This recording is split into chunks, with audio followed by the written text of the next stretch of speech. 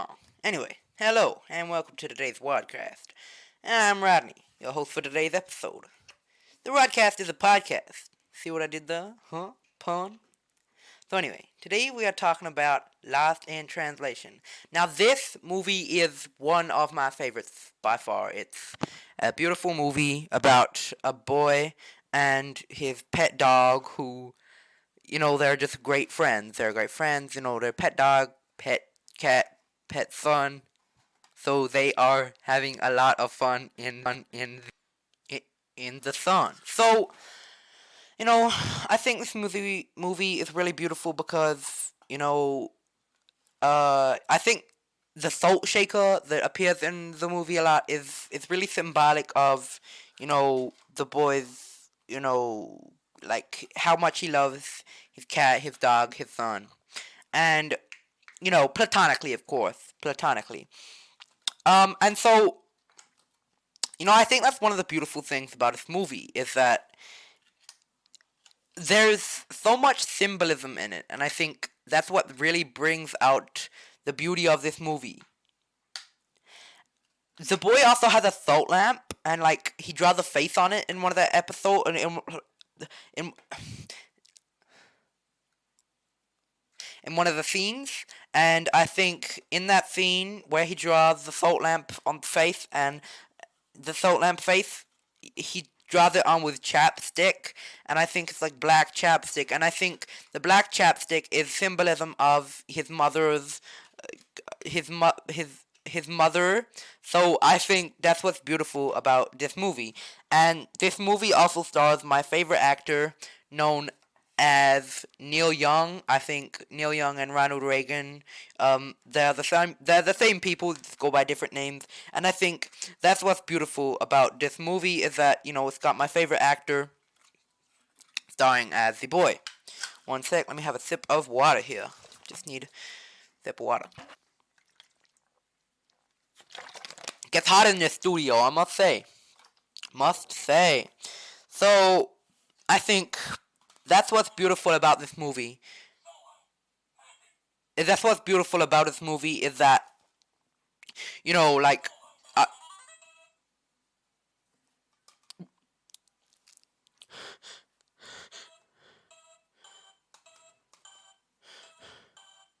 so I think that's what's beautiful about this movie is that the salt shaker is part of the movie, and I think that's what's beautiful about it is that the salt shaker is, the salt shaker, he draws a salt shaker on his phone to remind him of the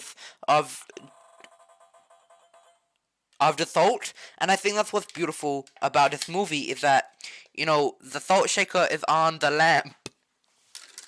And I think that the salt shaker's on this lamp is because it reminds him of the world globe. I have a world globe just here. That's the sound of me spinning it around on its pendulum centrifugal force. Centrifugal force. Get your teachers to tell you that about school in centrifugal force school. So I think that is just completely beautiful. I think the symbolism of that it's just groundbreaking. It's stunning. Like, it just makes my heart sink. I think it's so beautiful. It's so just amazing. Now, the boy has this outfit.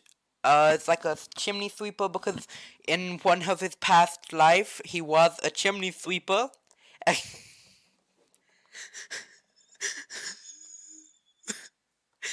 And I think that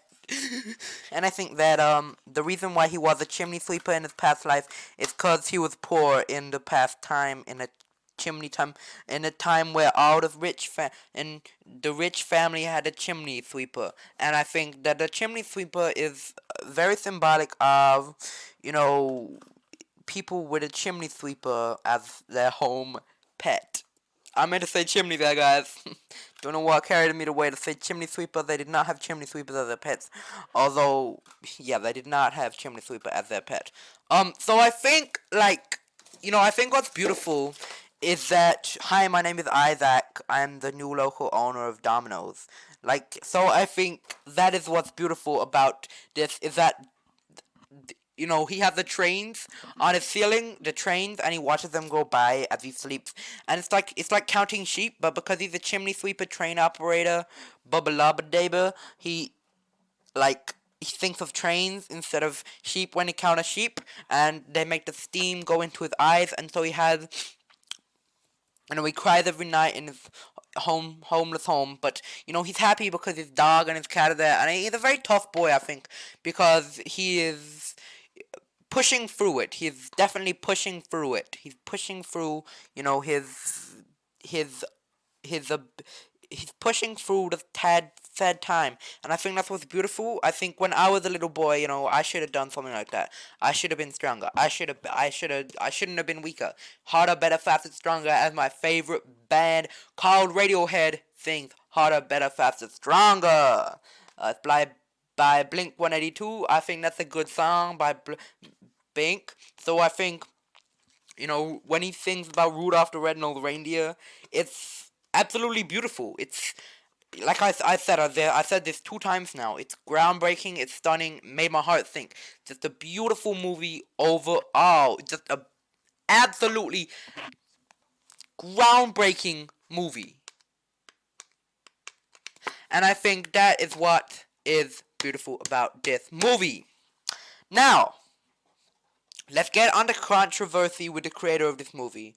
The creator, R.L. Stine, of this movie, he also wrote, I'm pretty sure he also wrote, what was it called? What was that one book? I'm trying to think of what it's called. R.L. Stine also created, come on, think. It was,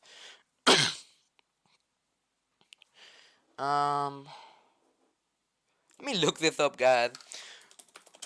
What? Okay.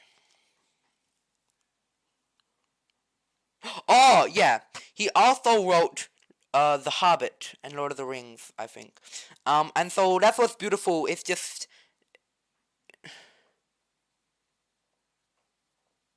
so he also made a song, yeah, called The Hobbit.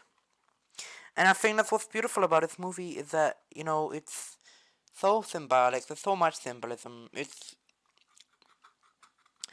You could almost say it's cryptic because of how much symbolism there is, but I think it's also just plain out there that, you could understand pretty well. It's pretty easy to understand this. Um, and I think that's what's beautiful, the simplicity of it, but also the complexity, the geometry, the, relativity of it. It's, I think Einstein helped make this movie, and I think it was just a beautiful movie. It was just a beautiful movie. He also wrote Incy Wincy Spider, which I think is a beautiful movie. Now, that is all the time we have for today, but thank you for sitting with me, enjoying a cup of tea, coffee, whatever you like to drink on an afternoon, hot summer afternoon, autumn, and I think, thank you for enjoying this time with me. Thank you for spending your time with me to watch this movie with me, listen to this movie with me, and I think it's beautiful. So, thank you for spending your time with Rodney. Thank you. I must go now. Goodbye.